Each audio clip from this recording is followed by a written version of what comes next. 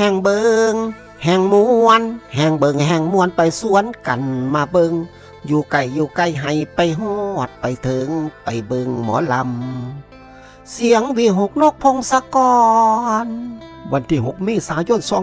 2568 นี่หมอลำเสียงวีหกนกพงศกรสิทำการแสดงที่ตลาดนัดฉลองกรุงข้างปั๊มคันเทคลาดกระบังพ่อกับพระเอกนางเอกดาวตลกหางเครื่องด้านหน้าเวทีกว่า300 วิทเส้นนกพงศกรอาแพรวธิดาออดปานดำพัชราตุตูแววมินลูกเอกทอฟฟี่ปริมโอดมุยองสมโอใบเตยยาโนยาคิงกำนันแพทย์จงอังยายสายยายไปโอ้ย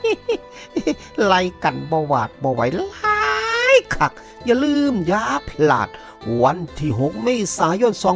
2568 นี่พบกันที่ตลาดนัดฉลองกรุงข้างปั๊มคันเทคลาดกระบังม่วนและสนุกแน่นอน